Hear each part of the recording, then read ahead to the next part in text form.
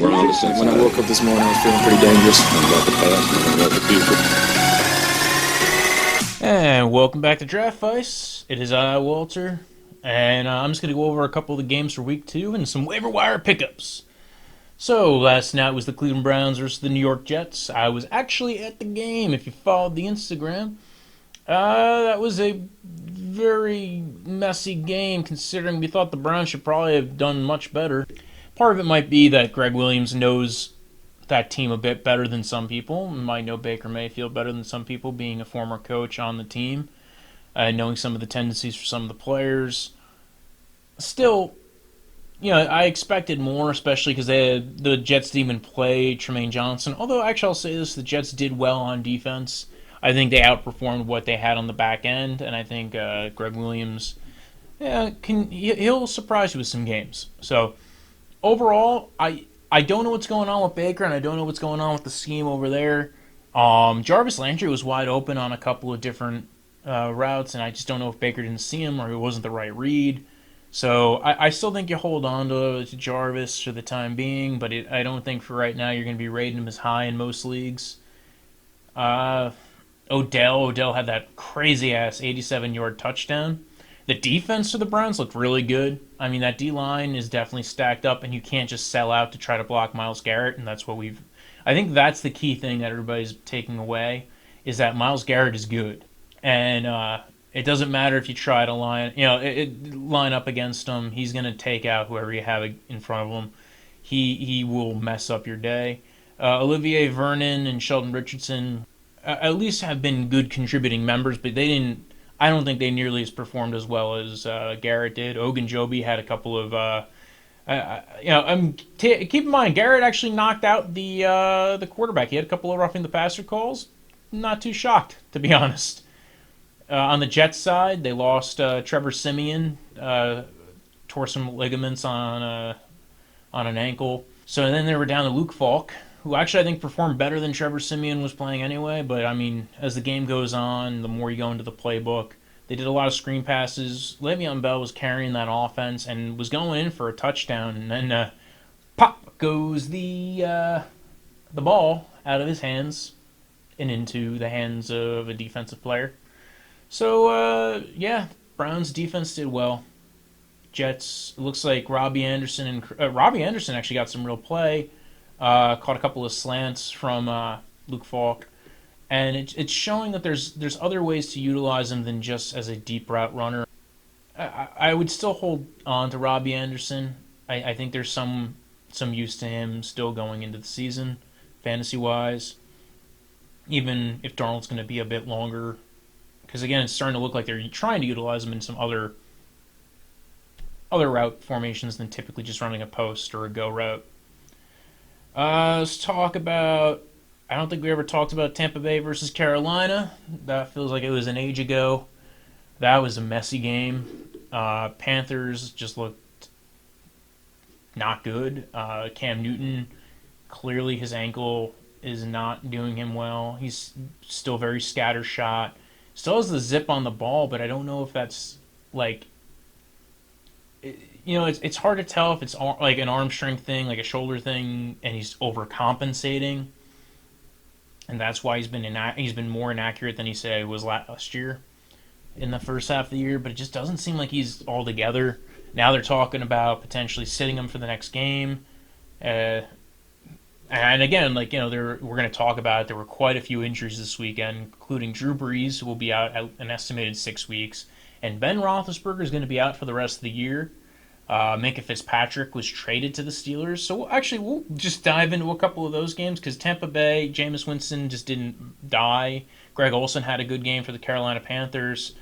Tampa Bay's defense played really well. But yeah, since we're talking about it, we'll go to the Steelers game, Steelers-Seattle, where, listen, Ben is out. Mason Rudolph is in. It seems like Vance McDonald got more play with Mason Rudolph than he did with Big Ben. So if you're a fantasy person, I would kind of hold on Vance McDonald. I don't think Mason Rudolph played extremely well, but he didn't play bad. So I don't Again, I'm not quite sure. And now they're not going to. And Steelers aren't going to have a first round pick because they traded Miami for Minka Fitzpatrick, and they traded away their first round pick. So that was an interesting game. Juju got a nice deep ball from Mason Rudolph that was underthrown on a flea flicker. Chris Carson on the other side of the ball fumbled a couple of times. Rashad Penny took it in for a long touchdown. I mean, we're going to hear about this later on. Rashad Penny, good guy to pick up in fantasy. A couple of other games. New England, Miami. We already talked about Miami. Everybody wants to be kind of jumping that boat. New England, I mean, there's not much you're going to get from this. Antonio Brown had a touchdown, 5 catches. It just seemed like they were spreading the ball around. Saints versus the Rams. Unfortunately, Drew Brees smacked his hand and tore a ligament or damaged a ligament in his thumb. Same ligament. It was a UCL. It was a UCL in his thumb that he ended up tearing and needs surgery on. Will be out 6 weeks. Similar to Ben Roethlisberger, but Ben Roethlisberger hurt it in his elbow. He's going to need Tommy John surgery. He's going to be out a lot longer. Rams, Todd Gurley's still playing the game. Alvin Kamara for the Saints played well. It's going to be a lot harder of a game. Teddy Bridgewater came in, and he kind of... Listen, he wasn't expecting to probably play. So we'll try to kind of pay attention to next week. At least Michael Thomas seemed to have gotten a decent amount of catches with Teddy in the game. So there's something there. I think they'll still be they're going to have some semblance of an offense. I don't know if it's going to be good, but it'll at least be there. It's not going to... I'm not diving to get rid of Michael Thomas. Eagles, Falcons. Everybody on the Eagles got injured except for Ertz and Nelson Aguilar and J.J. Arcega-Whiteside. So that was a rough game for Carson Wentz, and threw a couple of interceptions. I think he was just trying to keep the team going. End of the game, he basically picked the team on his back and kept going. There was a bad drop by Aguilar. Most people watched that game, and listen, not for nothing. I don't know what the Eagles' game plan was. Clearly, Carson does not like to check down as much as Josh McCown, because the second Josh McCown got in the game, he checked down a few times to Miles Sanders, got them moving a little bit in that 2-minute offense. Good to know that Josh McCown's still alive. Matt Ryan, he's slightly above average quarterback. He's in the top 15, but mainly because there's only so many quarterbacks to go around. He's probably in the top 10 because there's only so many quarterbacks to go around, and especially when the rest aren't even healthy. He's clearly in the top 10. So there's that. Bears Broncos. Don't need to really go over the bad calling of that game. Broncos almost won, and I was rooting for the Broncos to win that game. And I'm not even I'm not even a Raiders fan, but I kind of root for the teams that have multiple draft picks to get a higher draft pick because it just makes it more interesting out of that trade. So the Raiders, who have their draft stock invested in the Bears, for them, it would have been good for the Raiders had the Broncos won that game. Kind of a hard thing to figure out as a Raiders fan if you're a Raiders fan. Chiefs, Raiders, speaking of. Oh, and by the way, Bears, Montgomery actually starting to get a little bit more run. So David Montgomery, looking like he's going to be taking over that lead back role a little bit. Not fully there yet, but hopefully they get there. Chiefs, Raiders. Pat Mahomes only scored in the second quarter, but that's all they needed to do. A couple of callbacks on some good. Some of his best throws were actually called back on him for a penalty. Raiders just seemed to kind of stop going after the first quarter, so it was kind of funny. It was like Raiders first quarter got all their points, Chiefs second quarter got all their points, and nobody did anything for the rest of the game. Well, nobody got any points for the rest of the game. I mean, DK Metcalf is the thing. He is the real deal. I think I'm excited to see where his career goes. Washington, Dallas. Scary Terry McLaurin, man. Playing well.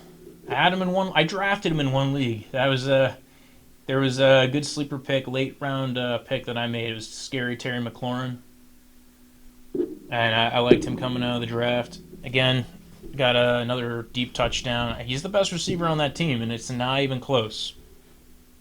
Dallas started out slow this week, didn't fully dominate, but because keep in mind Washington's defense isn't the worst defense in the world, so it is going to take time to beat them down, but they are very beatable eventually.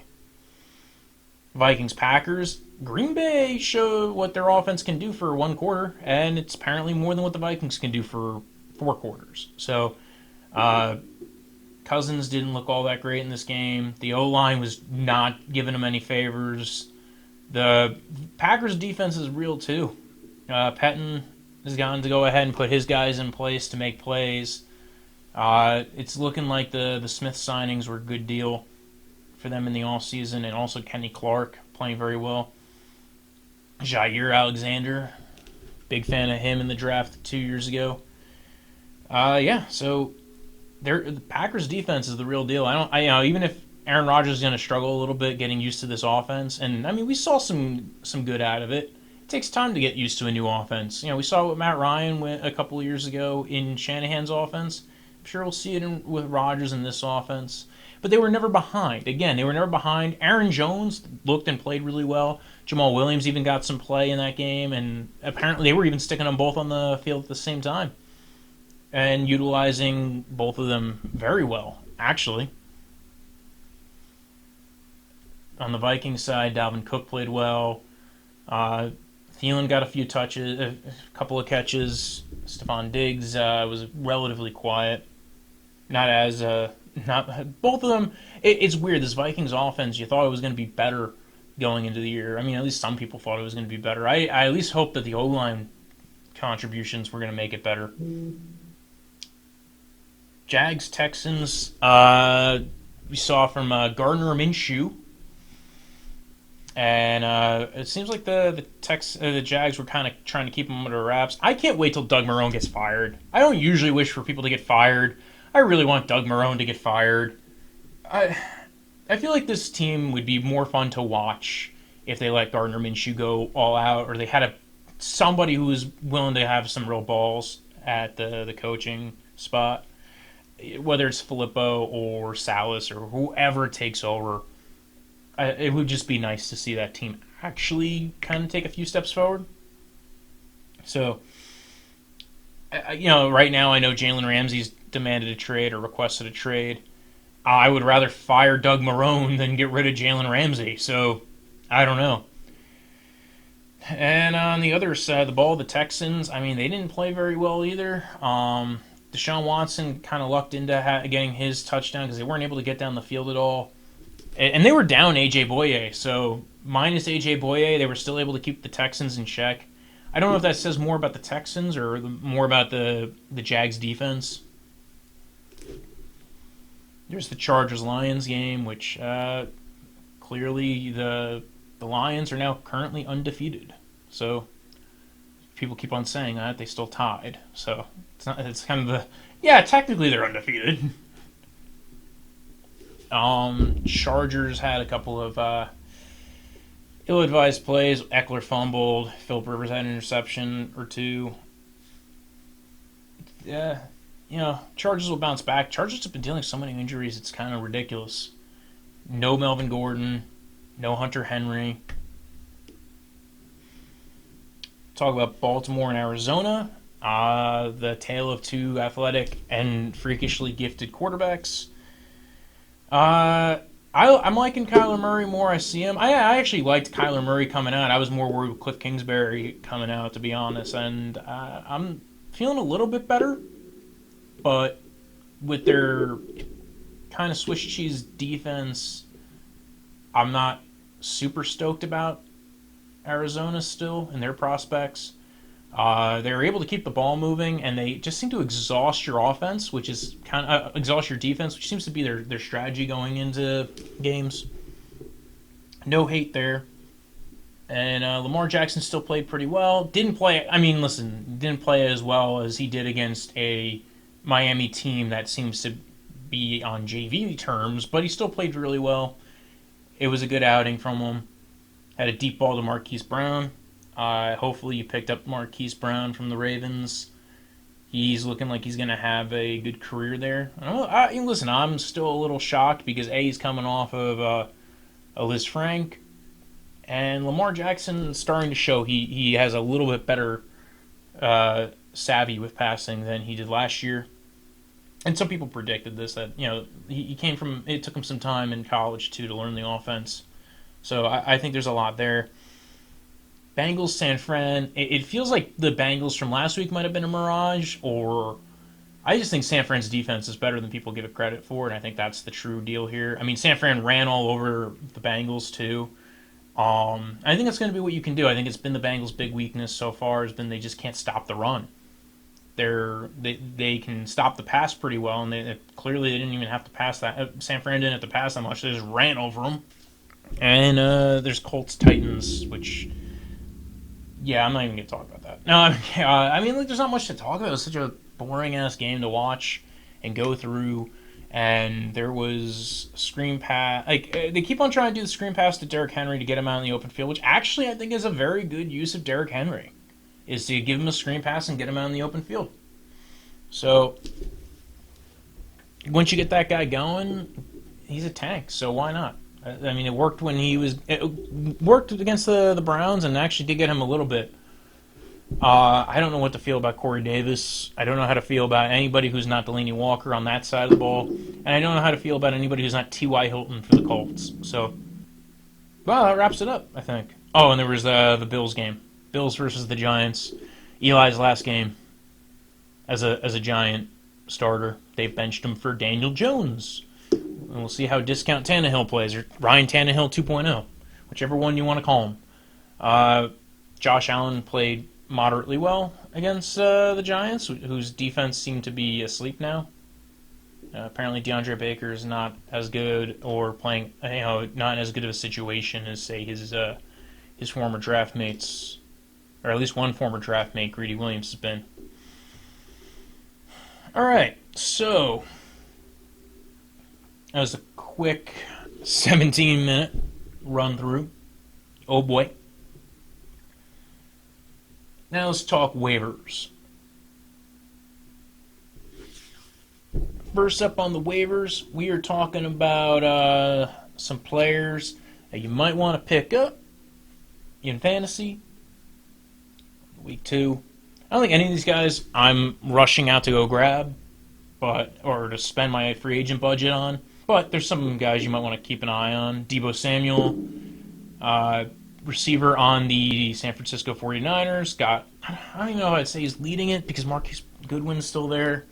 But he seems to be maybe the guy you want to have, or probably the guy who might be the most consistent going forward. Who knows what's going on with Dante Pettis? Who knows what's going on with that offense? Is Jimmy G good? Who knows? It seems like Jimmy G is starting to get his bearings again. Speaking of, if Jimmy G's available in your league and you lost your quarterback, might be a good pickup.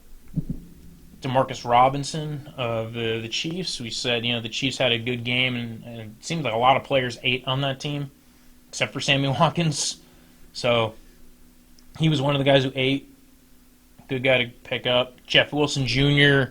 If you're in a deep league, Jeff Wilson Jr. got a lot of play towards the end of the game, and in fact had multiple touchdowns. I don't think he's going to repeat. Hopefully, you're taking a shot or a flyer. There's always, if Raheem Mostert's still in your league, grab him up. He actually led that backfield in touches. Randall Cobb, because Michael Gallup will be out 2 to 4 weeks, so Randall Cobb's target share is probably going to go up a little bit if you're in a desperation play for a wide receiver. Frank Gore, because Devin Singletary has been slightly injured, and Frank Gore's on the Bills, if you don't know. Yes, he's still playing. And he got some run with the Bills. The Bills' O-line seems to be a bit better. Also, when you have a running quarterback, they get a little bit more. The running backs seem to do a bit better. If you're in desperation mode for a tight end, there's always Jason Witten. If you're looking for a guy who might have been dropped in your league previously or might not have been drafted, You're looking for a guy who's on another offense that might spark up with a good quarterback, Geronimo Allison. Maybe McCole Hardman hasn't been picked up in your league. You can always grab him. There's Marquise Goodwin, as I mentioned before.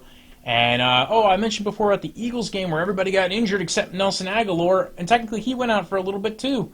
Well, you might want to grab up Nelson Aguilar, especially because Deshaun Jackson at least looks like he might not be playing for this week and maybe next week. And we don't know what's going on with Alshon Jeffrey and Dallas Goedert. So, yeah. Also, if Terry McLaurin's available in your league, definitely grab him. If you want, follow the podcast at Draftvice on Twitter, at Draftvice_football on Instagram. You can follow me at Brojo Death Punch. That's BROJO. Death is in the end of life. Punch. Like a delicious drink on a summer afternoon. And, if you're watching this on YouTube, subscribe, share it, leave a review. When I woke up this morning, I was feeling pretty dangerous. About the past and about the future.